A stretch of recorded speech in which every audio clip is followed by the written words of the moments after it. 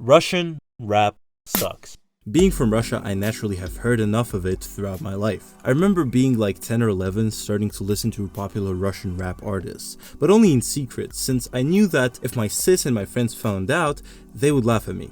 It was only around 2020, the time that I was moving from Russia to Latvia, that I started tapping more and more into Western rap. And only at that time did I realize why Russian rap was a laughing stock. Because so much of it was unauthentic. If you're not from the post-Soviet area, you probably didn't know that, but it is an entire industry that consistently steals ideas from the West and profits off them. Don't believe me? Here's a couple of popular Russian rappers who perfectly show how unauthentic Russian rap as a whole is. The first one is Ela Plug. To keep it short, because I don't think you need much context, this guy has been pretty popular lately, releasing a few popular tracks with one of the people I will mention later. It must be something interesting, right? Let's take a listen. This is literally Fanaya by Netspin. It's the same song.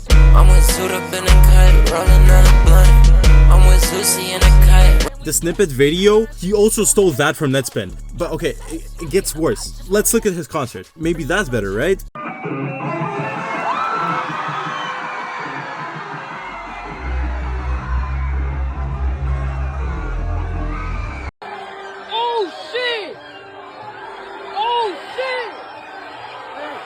It's just Netspend. Even the walkout. Ela is an example of an artist who has stolen his entire style both musically and aesthetically from someone else, but others have done worse. Nine Mice and Kai Angel are a duo of artists who have become very popular through stealing from the Opium label and similar starring artists like Lifeless Garments, both musically and visually / aesthetically. Hardcore,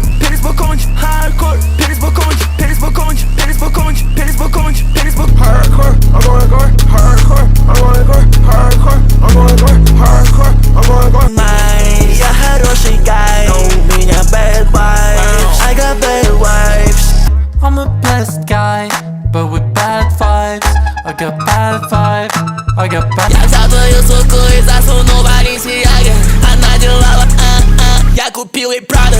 I put that hoe in Prada, and after I made a holler, and my bro took off your mans. I heard that was. They also made their own collective, just like Opium. And it's ridiculous, they have even copied Opium's Double O quirk, adapting it to RR for Viper. As you can see, some of the most popular figures of Russian rap music right now have stolen their whole identity from someone else. But what makes this case even more interesting is that regardless of all their blatant plagiarism, they still have the audacity to call out other artists for it. Like 2 years ago, Ela and these two guys had a beef, where Mice and Kai had the balls to say that everyone in the Russian rap industry sucks and that everyone bites other artists. And while I definitely agree with that, I cannot be on the same side as these guys. When they lack so much self-awareness, they become the definition of hypocrisy, and another reason for my dislike for Russian rap. And I know that they have changed their music and they don't steal from Opium anymore, but still their aesthetic is built around that. It's not theirs. Okay, moving on. But lastly, there's someone I dislike even more. Meet Aarne, the guy that desperately tries to be like Metro Boomin and makes his own producer albums. Just like the previous three, he also steals music and identity, but not from anyone singular. He's like a sponge, which takes in whatever is popular in the West at the moment and quickly adapts it. When it was Lil Mabu, guess what? He and Ugly Stefan, another guy, made their own Lil Mabu song.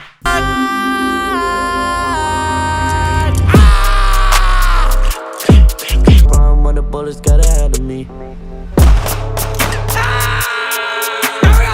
Then some time ago, he and the feature from Ela's Fanaya copy, Bushidajo, localized King Von. Я не спал, я пришел на стул, Aarne его рейду, она дип, прыгай на мой whip, тебя прокачу. Just got some top from this stripper bitch, she from Kankakee, just brought a Glock with a ruler clip, boy don't play with me. He did the same thing with Brazilian funk when it was at its peak, putting a track which samples it on one of his albums with Bushidajo.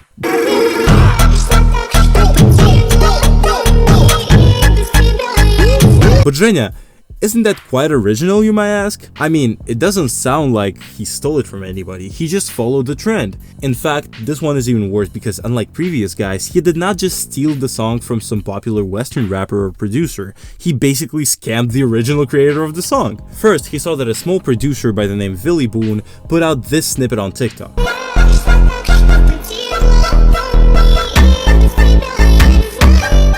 Then, he contacted him and offered to work with him. Aarne told Billy Boone that he wants to help with the sample clearance or something and finalizing the track. However, Aarne did not want Billy Boone to release the track on his own, because according to Aarne, the label would just rip him off even though it would clear the sample. Fast forward to the future, Aarne, who Billy Boone did not trust, getting the support of the girl who made the original song, which was sampled, just released the track through all the platforms on Bushido and his collab album, obviously not mentioning Billy Boone anywhere and not giving him any money. All because Billy Boone, who never said that he's against dropping it with Aarne, decided to drop the song on his own. To me, Aarne is even worse, as he uses art as an excuse or a cover for his plagiarism, when in reality, it is obvious that what he really seeks is just profit. And this is the reason why unauthentic music sucks. When you take a look at the artists behind it, you will only find people who do not care about actual art, shamelessly profiting off of other people's original work. Here are some examples of other artists stealing popular tracks, so that you understand that I'm not just cherry picking on 3 artists.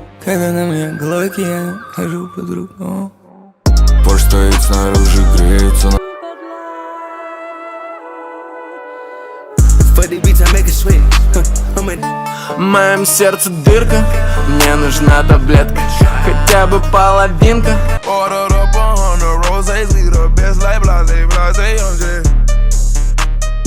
Сука, я чё в скейт-парке? Я вроде бы не наркоман, но я ношу дорогие марки, и мы днями готовили ван.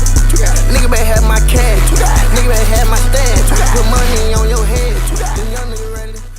And there is unfortunately a clear reason why these artists can get so popular. Due to how a lot of Russian youth do not listen to Western music, artists like the ones that I've mentioned before can just rip off popular Western music and call it a day, since the audience doesn't know better. This has only affected Russian rap in the negative. Firstly, at least to me, it associates Russian rap with stolen and unoriginal ideas. Because of that, many people do not even try to dive deeper into Russian rap because, why would they? If you know that something is most likely stolen, why shouldn't you just listen to the most likely more interesting rap music from the West? This abundance of unauthentic music also makes me sad, because there are so many creative and original people in the Russian-speaking world, a lot of talented producers and musicians who are not encouraged to make something of their own, because the industry is just set up in a way that pushes stolen slop to be more popular. But here you might say, Zhenya, you cannot just write everything off as stolen and unauthentic just because it reminds you of something. And to that I will say,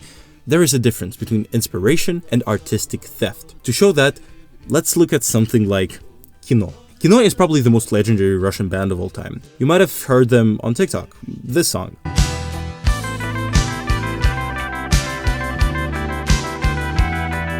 While Viktor Tsoi, the band's lead, and the rest of the band were heavily inspired by the likes of The Cure, The Smiths, and other Western bands popular in the 1980s, they still kept their work authentic. And it's all because of the context of their music. They made music whose spirit matched the Soviet youth's will for freedom at the time, and their lyrics were filled with relatable messaging that spoke to the whole era. And they never outright stole any music, which separates their work, obviously besides the genre stylistic differences, from what the modern Russian rap is presented to be. Kino is born out of a place of genuine artistic expression and used their inspiration in a positive way, which in no small part made that band so beloved and inspirational to generations of Russian artists. While the examples of Russian rappers I gave could also make their music from a place of creativity, they take the easier route, which allows for easier promotion from the music they make, but that music's popularity is only detrimental to artistic expression as a whole. When young people who want to create music see an industry of people building their personas of repeatedly trend hopping and adapting already existing ideas to the domestic market instead of making genuine shit, how will they feel authentically inspired like Kino inspired the past generations? I don't have that answer. And if you're thinking that I completely write off Russian rap as something unauthentic, then no. An example of a Russian group of artists which have used inspiration in an authentic way is Young Russia, led by Pharaon, who now kind of rips off The Weeknd, but back in the day this group had been making genuinely interesting music, at least for Russian hip-hop standards. The music influence of Bones, Ghostman, and cloud rap aesthetics is at the heart of Pharaon's music. Где ты, с кем ты ночью, знаешь, мне все равно.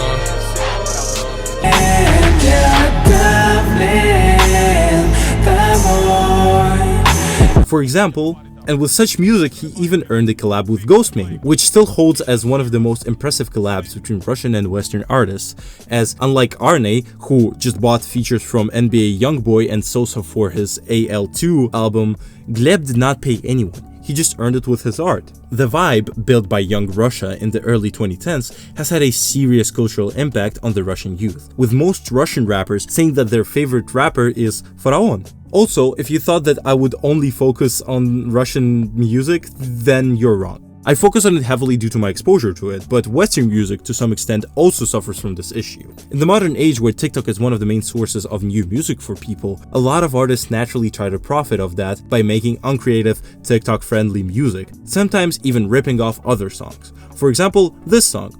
I like being all alone, everyone can go away except The dude just stole the lyrics from Treehouse and the riffs from Looking Out For You, and it legitimately worked for him in terms of engagement. Later, it got obviously torn apart by a lot of people who noticed that the song was stolen.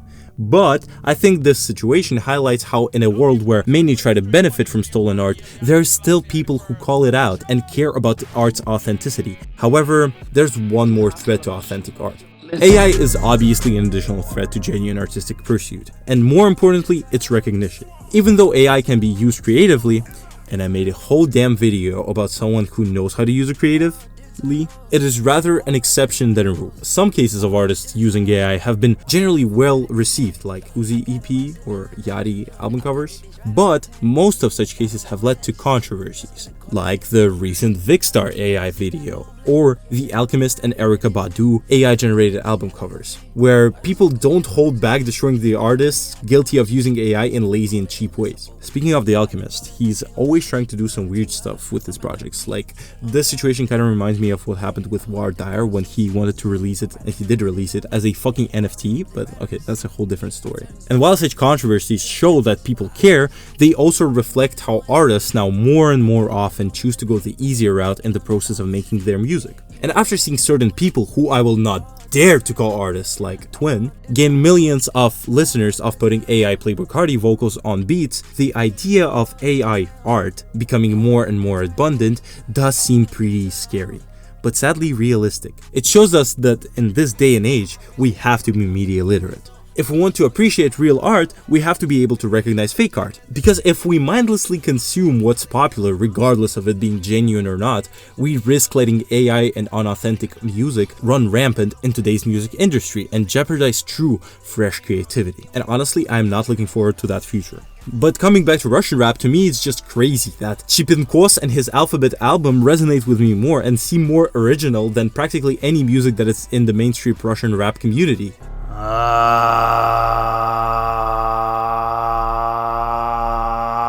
Chipinkos' album is obviously slop and a, I must admit, successful attempt to gain media traction. However, I would still rather give credit to it than someone like Oji Buddha or some shit, because at least his music is bad enough to make me laugh. Unauthentic music is like Fanta, it's so mid that it's bad. Like, I'd rather listen to You Know Miles than, let's say, Benson Boone, because at least You Know Miles makes me laugh because of how bad his bars are. Whereas Benson Boone, well, like this TikTok comment said, oh, Benson Boone, they could never make me form an opinion on you. With Chipinkos is the same thing. He's bad, but at least there's literally nobody like him. And to me, this is what is important in art. It is supposed to make you produce emotions, and for that to happen, it needs to be polarizing. When art is challenging, it is interesting to keep up with, to interact with. It causes discussions about it, and in one way or another, I think it progresses art as a whole. Without someone like Vasily Kandinsky or Malevich, we wouldn't have had entire genres of art. Their works came as a reaction to the boring old normality and became staples of contemporary art, but even till this day, they are somewhat polarizing. And to be honest, I don't think something can be polarizing when it's not authentic. Only music that comes from a genuine human place can make genres evolve and expose people to different art. And that's why I think it's important to pay attention to authenticity. And interestingly, I think that our generation, in a way, does a good job at holding value in creativity. Right now, it is sort of a trend to be tapped in and to like non-mainstream or underground music. In a way, that movement is really cringe. Like, I don't like the motherfuckers who post about how they love Teen Blonde or have listened to 9 Vicious since he had like 2k listeners. Or basically the whole niche TikTok where people try to compete in how niche they are. Like, this shit stinks because these type of people try to listen to cool and unknown music not because they truly appreciate it. Okay, not only because they appreciate it, but also just to have an ability to flex on somebody with their ball knowledge. This trend attracts the worst posers and isn't in any way authentic, but it does have a positive side to it. With the popularity of underground music rising, a lot of artists are able to find their own niche, their own platform, and audience who lets them create their own authentic music. And that I can appreciate. It shows that, yeah, maybe in a slightly cringe way, authentic and creative music is still being appreciated more and more. All I'm saying in this video is to be real. You can listen to the most obscure shit ever, but if it's authentic and you genuinely fuck with it, so be it. Listen to real music, encourage human-made art, and try to appreciate things made by actual humans who want to put their craft out there. If you like my yap, like and follow. This is Zhenya from Bliss, and I must say, thank you, huge thank you for 1k subscribers and now even 1.5k subscribers. This is insane. Because of you, we even got on with Fang, which is insane. I, on behalf of me and Nate, say thank you. We love you and we really appreciate that you like our videos. This was, once again, Zhenya from Bliss. Bye-bye. I've been thinking about you. I can't live my life without you, but I can't live it with you. Yeah, we had our issues, but I think I miss you. Checking on your Instagram.